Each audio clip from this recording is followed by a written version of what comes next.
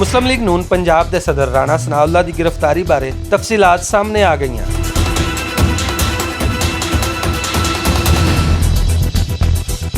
Anti narcotics force वालों दर्ज की गई FIR के मुताबिक मुखबर की इतलाह ते राणा सनाउल्लाह की गड्डी की तलाशी ली गई ते 15 किलो हीरोइन बरामद हुई।